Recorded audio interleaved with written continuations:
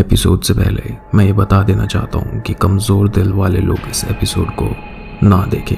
इस एपिसोड में ऐसी चीज़ें बताई जा सकती हैं जो तुम्हारा इस दुनिया को देखने का नज़रिया हमेशा के लिए बदल सकता है। पर अगर तुमने ये एपिसोड देखने का मन बना लिया है तो हेडफोन्स लगा लो, क्योंकि अब माहौल गंदा होने वाला है।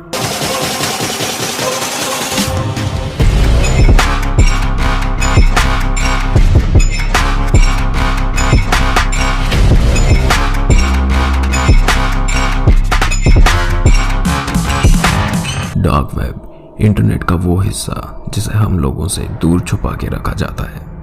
डार्क वेब हम अपनी रेगुलर क्रोम या फायरफॉक्स ब्राउज़र से यूज़ नहीं कर पाते। डार्क वेब को खोलने के लिए टोर ब्राउज़र का ज़्यादातर यूज़ किया जाता है। मुझे डार्क वेब के बारे में पीटर स्कली के केस के बाद पता चला। पीटर एक 6 फुट लंबा 57 साल का आदमी था, जिसे 2015 में ह्यूमन ट्रैफिकिंग, रेप और छोटे बच्चों के साथ असॉल्ट के कई सारे मामलों की वजह से जेल में डाला गया। पीटर सिर्फ ये घिनौने काम करता ही नहीं बल्कि उन्हें रिकॉर्ड करके डार्क वेब पर अपलोड भी करता था। उसने डार्क वेब पर अपना एक पूरा फोरम बना रखा था जहां लोग बच्चों के साथ किए गए ये सब घिनौने काम को देखने के लिए पैसे देकर उन वीडियोस को स्ट्रीम करते थे। पीटर और उसके 2 साथियों ने महज 18 महीने की एक बच्ची को उल्टा लटका के उसके साथ वो सब किया जिसे हम सोच भी नहीं सकते। और ये सारी वीडियोस पे पर व्यू में डार्क वेब फोरम पर अपलोड कर दी गई। आखिर कोई पैसे के लिए इतना भी गिर सकता है, ये मैंने कभी सोचा नहीं था। इस किस्से के बाद मेरे मन में एक चीज़ हमेशा के लिए घर कर गई कि भला डार्क वेब ऐसी कैसी जगह है जहां पुलिस या साइबर सिक्योरिटी भी ऐसे लोगों को पकड़ने में नाकाम रहती है। तो यहाँ से शुरू होता है मेरा डार्क वेब की दुनिया का डरावना सफ़र। डार्क वेब को एक्सेस करने के लिए मैंने सबसे पहले टोर ब्राउज़र को सेटअप किया ताकि कोई मुझे ट्रैक ना कर पाए, या फिर डार्क वेब को एक्सेस करने का बेस्ट तरीका सर्च करने लगा। उस टाइम ग्राम्स नाम का डार्क वेब का खुद का गूगल जैसा सर्च इंजन होता था। तुम डार्क वेब पर जाके सीधा कुछ सर्च नहीं कर सकते क्योंकि वहाँ कोई भी वेबसाइट स्टेबल नहीं होती। मतलब आज अगर तुम मान लो xyz.onion को एक्सेस कर पा रहे हो तो अगले 1-2 दिनों में उसका डार्क वेब एड्रेस चेंज हो चुका होगा। ऐसा ये लोग पुलिस से बचने के लिए करते हैं। मैंने ग्राम्स पर सबसे पहले चीप बियर सर्च किया। सर्च करते ही कई सारे मार्केट्स खुल गए जहां बियर, ड्रग्स, मैरिजुआना सब कुछ बिक रहा था। अब जब मैरिजुआना बियर से भी सस्ते में मिले तो भला मैं मना कैसे कर सकता था। मैंने भी फटाफट उसे ऑर्डर कर दिया, पर मेरे मन में एक कोना इस चीज़ के लिए हमेशा तैयार था कि ये स्कैम हो सकता है और हो सकता है कि मेरे पैसे डूब जाएं। लगभग 7 दिन बाद मेरे पोस्ट बॉक्स में एक छोटी सी टॉय कार आई। खोलने पर मुझे लगा कि ये कैसा मजाक है, पर जैसे ही मैंने पूरा पैकेट खोला तो उसमें एक चिट्ठी थी जिसमें सिर्फ 2 शब्द लिखे थे, ब्रेकेट। और वोला, क्या बात है, मेरी मैरिजुआना मेरे सामने थी। मैं उस मार्केट प्लेस से आए दिन ऑर्डर करने लगा और धीरे धीरे मेरे ट्रस्ट पॉइंट्स बढ़ने लगे।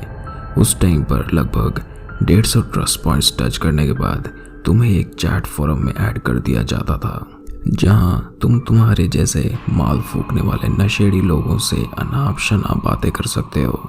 मैं उस चैट फोरम पर रेगुलर बातें करने लगा और लगभग 3 से 4 दिनों बाद मुझे चैट फोरम चलाने वाले आदमी ने एक यूज़र आईडी दी और मुझसे लॉगिन करने को कहा। अब ये नई वाली वेबसाइट एक इंफॉर्मेशन वेबसाइट थी जहां जेल में कैसे सरवाइव करना है, गन के लिए घर पर साइलेंसर कैसे बना सकते हो, ये सब बता रखा था। सबसे इंटरेस्टिंग मुझे वहाँ प्रिजन सर्वाइवल गाइड मिली जिसमें ड्रग्स का डिस्टिलेशन और खुद को प्रोटेक्ट करने के तरीके बता रखे थे। धीरे धीरे मैं यहाँ भी एक्टिव होने लगा तो मुझे एक सिक्योरिटी कैमरास की वीडियो स्ट्रीमिंग वेबसाइट का आईडी और पासवर्ड मिला। इस नई वीडियो स्ट्रीमिंग वेबसाइट में ज़्यादातर खाली कमरे थे, कुछ में टॉयज भरे हुए थे। एक वीडियो में एक लड़की योगा कर रही थी और सबसे ज़्यादा व्यूज़ इसी पर थे। मुझे ये सब बोरिंग लग रहा था और जैसे ही मैं विंडो बंद करने के लिए माउस को क्लोज बटन पर लेकर गया तो जस्ट उसके नीचे एक मैसेज लिखा हुआ आया जिसमें लिखा था बोर्ड प्रोसीड विद कॉशन। मुझे लगा कि भला ये मेरी बोरियत कैसे दूर कर सकते हैं। सच बताऊं तो मुझे कुछ अजीब सी वाइब्स भी आई, लेकिन मन का एक कोना डार्क वेब से अभी भी डरता था। मेरा मन कहने लगा कि क्या पता इस लिंक में कुछ ऐसा हो जिसे मुझे नहीं देखना चाहिए, और क्या पता ऐसा सब ना हो, ये एक नॉर्मल लिंक हो। मुझे नहीं पता मेरे दिमाग में क्या आया और आखिर मैंने उस लिंक पर क्लिक कर दिया। पेज खुलते ही सामने एक कंप्लीट ब्लैंक स्क्रीन थी जिस पर सिर्फ एक कैमरा चल रहा था। रूम पूरा डार्क था, लेकिन फिर भी मुझे हल्का हल्का एक हाथ साइड में दिखाई दे रहा था। शायद रूम में एक नाइट विजन कैमरा लगाया हुआ था। मैं स्क्रीन के साइड में लहराते हुए हाथ को गौर से देखने लगा। मेरा गला अब सूखने लगा था। वो एक लड़की का हाथ था, लगभग 20-25 साल की होगी, पूरी तरह गंदे बिखरे हुए बाल और फटे हुए कपड़े। वो अपनी टांग खींचते हुए धीरे से कैमरा की तरफ आने लगी। इस वक्त तक मेरा दिल बहुत जोरों से धड़कने लगा था और पलकें तो पूरी झपकना बंद हो चुकी थी। मुझे ऐसा महसूस होने लगा कि यहाँ कुछ गलत हो रहा है, पर आखिर इससे और बदतर क्या हो सकता है। उफ, मैं कितना गलत था। एकदम से उस लड़की ने कैमरे की तरफ अपना सिर उठाया। पहले मुझे उसकी हल्की सी परछाई दिख रही थी, पर अब उसका पूरा चेहरा साफ दिख रहा था। गोल आंखें और उनसे टपकते आंसू जिनसे उसके गाल आंखों के काजल से पूरी तरह काले पड़ चुके थे। उसके दोनों होठों को आपस में सिला हुआ था। होठों से खून धीरे धीरे थोड़ी से होता हुआ जमीन पर टपकता जा रहा था, मानो उसने चीखने और चिल्लाने की बहुत कोशिश करी हो, पर हर बार चीख की जगह खून टपकता हो। तभी मेरी नज़र उसके पैरों के पास पड़े खून पर पड़ी। लड़की का काफ़ी खून बह चुका था। अब ये सब मुझसे देखा नहीं जा रहा था। मैंने सीधे कंप्यूटर का प्लग बंद करके बाथरूम में रोने चला गया।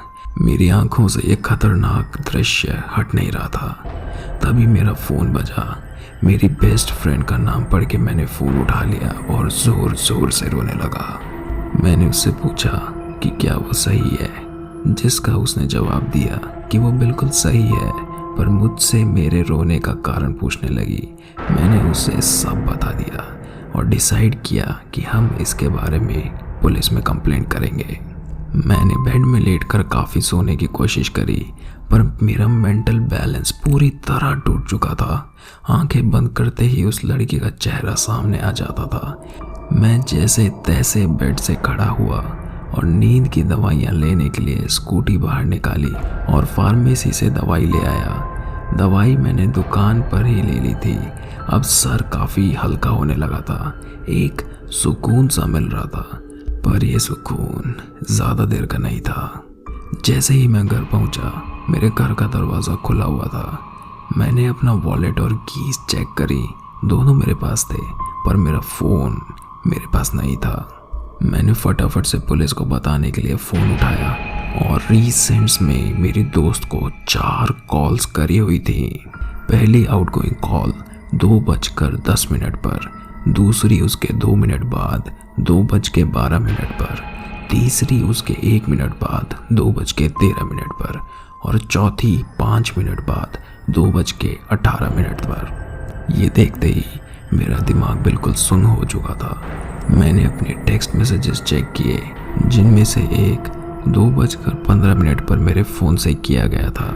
उस मैसेज में मेरी फ्रेंड से पूछा हुआ था कि मुझे नींद नहीं आ रही, क्या हम मिल सकते हैं, और उसी के नीचे मेरी फ्रेंड का रिप्लाई आया हुआ था, श्योर, मेरे घर के पास वाले पार्क में मिलते हैं। मेरा दिल एकदम थम गया। भला मेरे पीछे से मेरे घर में आकर मेरे फ़ोन से ये मैसेजेस किसने किए हो सकते हैं।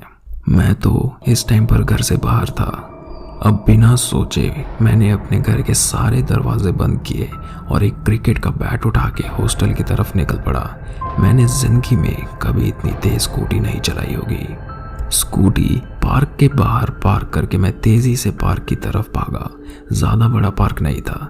पूरा पार्क छानने के बाद मैंने थक हार के पुलिस को कॉल किया, पर जैसे ही मैंने कॉल बटन दबाया मेरे पीछे से आवाज आई, कॉल नहीं करना था ना।